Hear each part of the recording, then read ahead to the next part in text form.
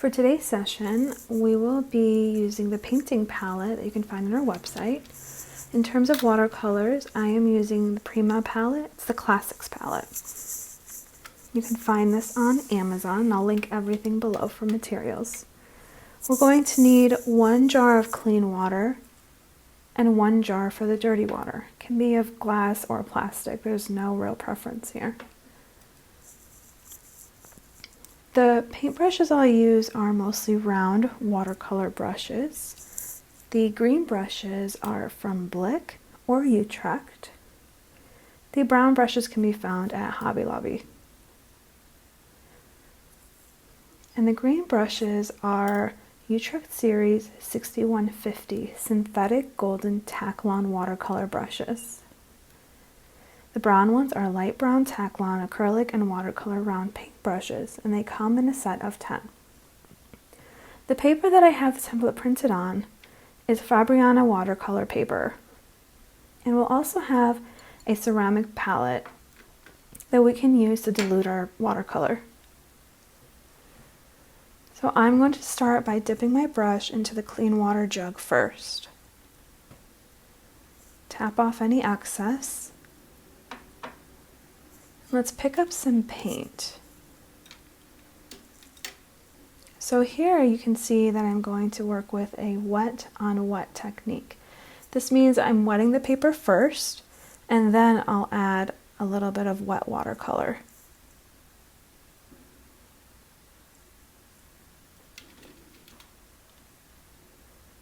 So I'm dipping my paintbrush back in the water, and I'm grabbing that red paint. With the wet on wet, you'll see that the color is very fluid. So I'm going to dilute some of that. And you can see how easily the watercolor spreads once there's already some water on the paper.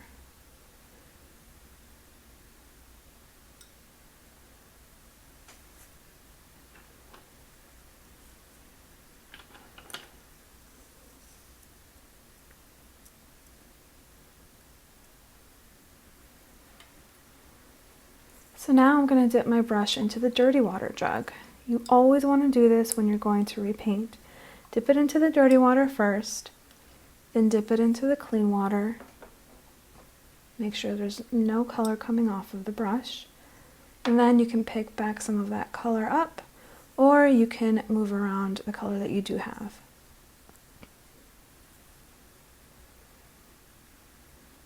So here I'm just moving the color with some diluted water, adding just a little bit more from that palette I have earlier that's holding some of my red. Going back in with that dirty water. Don't forget to dip back into the clean water before doing anything else. And then I'm just going to soften that edge so it's not a very hard line. I'm kind of just pushing my brush to the paper.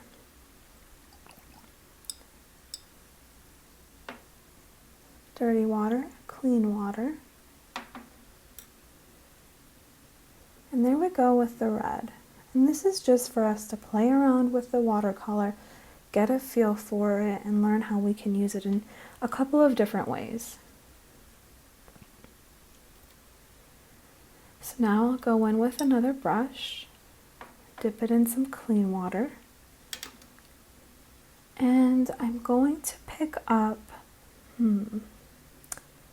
some pink. So with this technique, you'll notice that I don't have my surface wet. So this is a wet on dry technique. The watercolor is wet, but the surface is dry. You can see that it's not moving as fluidly as it would with the previous technique we just did.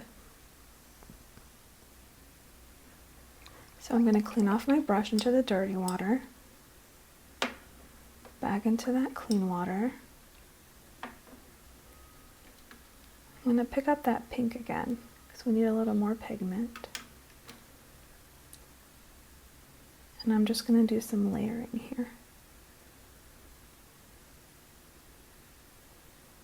This is a very soft movement.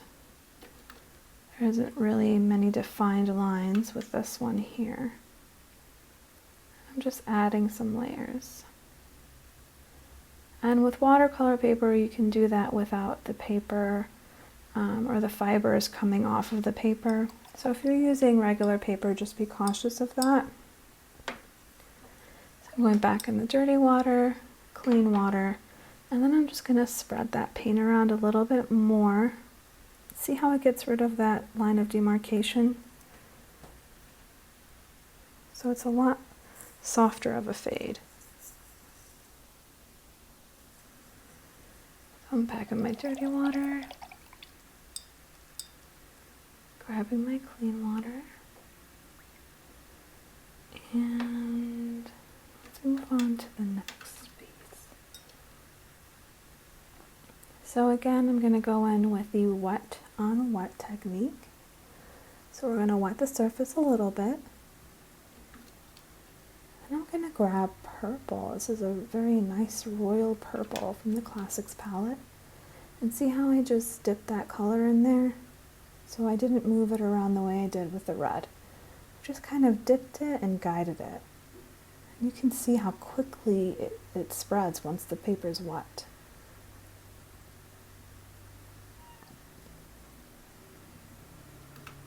So now I'll go and I'll grab it again and then just dip again.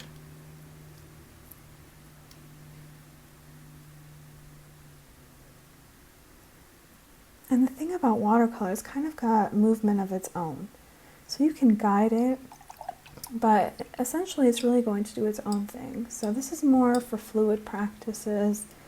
You know, if you're looking for something a little more rigid, you can definitely do that with watercolor. It'll just be a lot less watered down, and I'll show you some of that later on. So I cleaned off my brush, and now I'm grabbing whatever blue residue I have on my ceramic palette. I'm going to add just a little bit more to that. Kind of wipe that off back onto the palette so it's not very overwhelming at first. And then I'm going to go in and spread that around. So you see here I did not wet the surface first, and I did not directly pick up from the palette. I diluted my color onto another ceramic palette.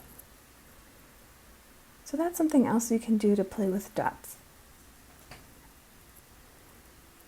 And that gives you an even softer image. So we're cleaning off the brush, grabbing our clean water jug, and just going in with those edges, because you know I hate those hard lines. Don't mind texture, so my brush is kind of moving around freely here. Then if you slant the paper, you can get the color to move in certain directions.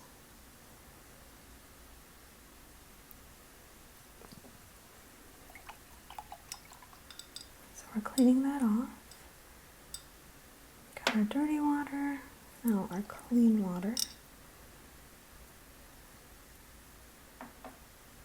I'm going to pick up my palette again, my Classics palette.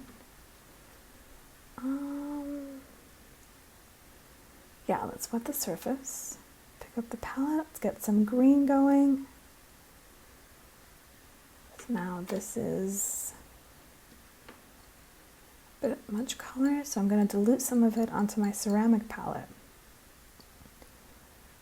So now you can see a little bit of what we did with that blue, but now we have a wet surface. So you can see the green is a little less rich, like how the blue is a little less rich, but it moves a lot more than the blue did because the surface is wet.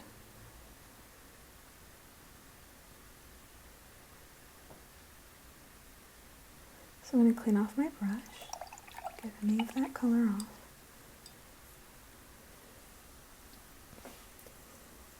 Make sure there's none on there. And I'm going to soften that edge as usual. and tilt my page so that any of that excess watercolor is going towards the edge. See that? It's a very soft, gradual color.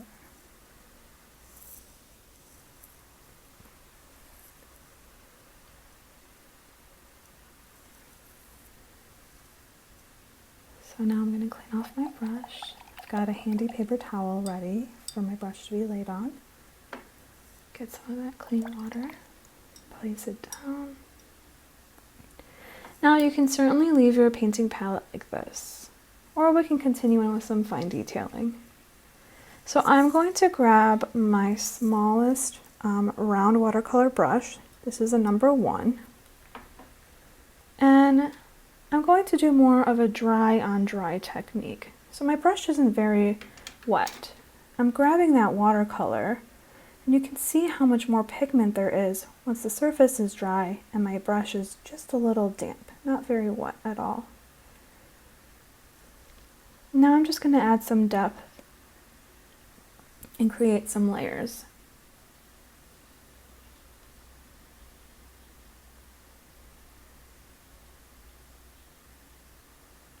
So we've got the red going, and I'm not going to do an entire outline. See that? So we've got some gradual levels of color. Let me clean off that brush with my dirty water. Pick up my clean water.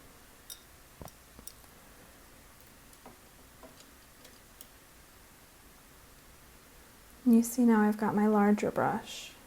I dipped it into some clean water. I'm just going to work those edges kind of like we did with the other colors. Now this is when the red is certainly a lot drier than the other colors. So you can see it is moving off of the page a little bit, but not as easily as it would have had it been wet when we were working on it. But we did soften that line of demarcation.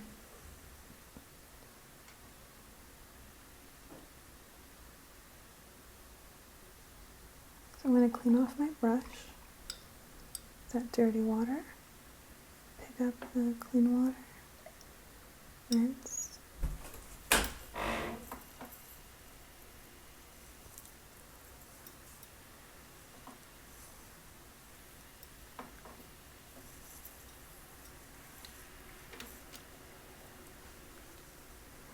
I'm picking up that pink.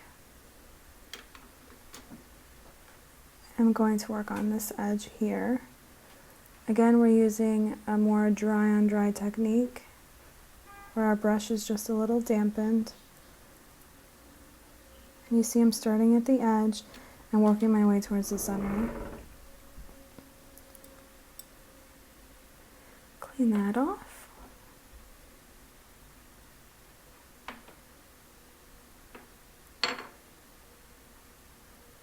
I'm going to use some diluted color here.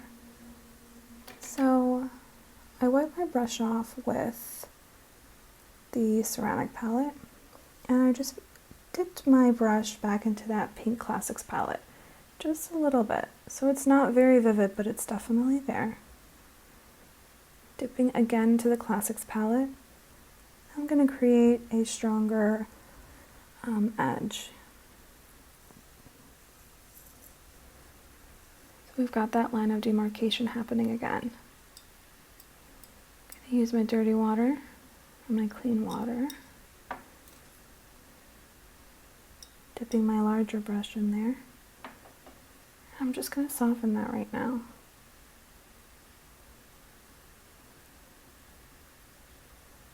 It's a little bit softer there.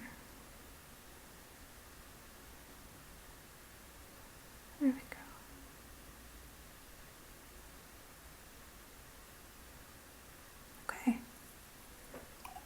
Cleaning that brush off into my dirty water jug, and then back into the clean water jug. Placing that one down. And let's work on the purple. You can kind of do a comparison between the first two we've done with the outline and the last three. The last three are a lot more subtle, and the first two have definitely got some layers and depth happening with them.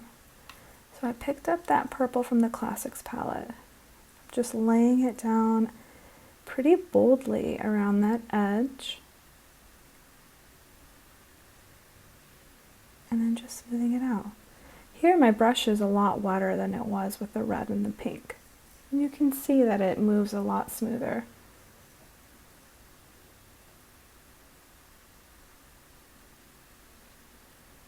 And there we go.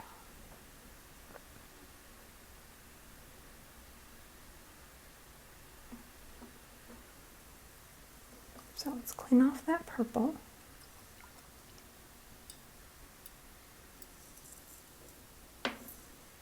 To the clean water.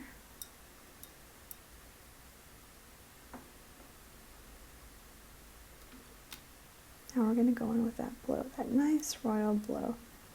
Again, this is with my smallest paintbrush, and we're just doing the edges here with some fine detailing. See how thin we can get that with this brush? It's a lot more controlled too, because it's now with this blue, it's a wet on dry technique. You can use your fingers too to kind of nudge some of that color off. It's okay to get messy. It's just watercolor, it'll wash right off.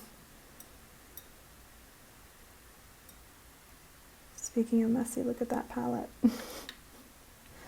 So again, we're going to go in and do some fine detailing on that blue. This is very subtle because my brush is a lot more wet than dry with the other ones. You can kind of see the difference there. Now it's a little drier. Here we go, adding some layers with a drier brush. And it usually dries off, you know, because of what I'm depositing onto the paper. So we're going to clean that off in the dirty water jug. Go into the clean water. And now we're on our last one, this green. So I'm really saturating my brush with this one, rolling it all around that Classics palette. Just going to place, and you can really see how much thicker it is when I do that with my brush, when I rotate it onto the palette. And pick up a lot of pigment there. So it's a lot thicker and a lot harder to move this way because my brush is a bit drier. You can see how that's happening. So I'm cleaning that off, dirty water. Getting that into the clean water. You can see there's no residue of any color on the clean water jug. And now you can certainly leave the painting palette this way, or we can go in and get a little bit messy. I tend to like a less rigid look anyways, so we can go in with some flat brushes, and I'll also link these below. We've got some options here. So we can use a flat brush that we'll be introducing. Dip it into the clean water jug. Let's pick up some color, and you want this brush to be soaking wet. Pick up a bunch of color. We're going with red first, and then we're just going to splash. And this is just such a fun activity. So you can see how I'm moving my finger along the brush. I'm just kind of picking apart the brush hairs separately right onto the paper. So I'm going to clean my brush off, and red is usually the hardest color to get off, so maybe you could even start with that last. It's a bit more of a stubborn color. So we're going to go in with that pink now and see how I'm really saturating that brush. And then again, just splash.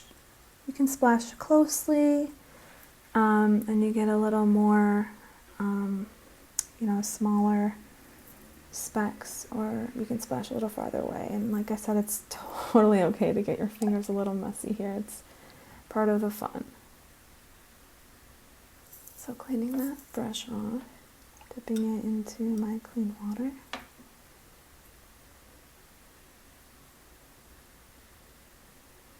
See, there's not really much happening once that paint dries on your finger. It will come off with water, there's no worries.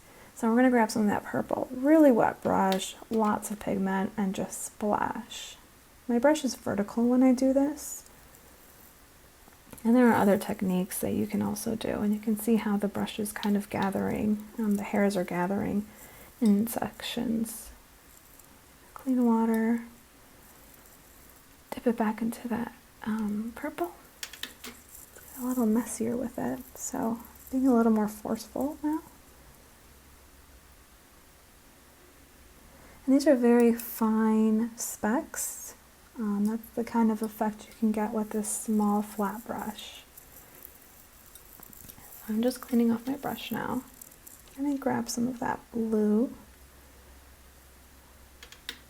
Again, really wet brush. So I'm going to dilute some of that, which actually there's a little more water in that palette. So the color is diluted, but the wetness of the brush certainly is not. Clean off that brush in the dirty water jug. Go into the clean water. And once more with that green. So really saturate your brush and have it laying straight up. And just start splashing. So now you can see we've got very fine specks here.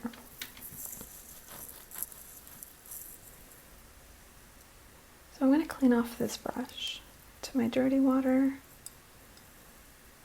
and into my clean water.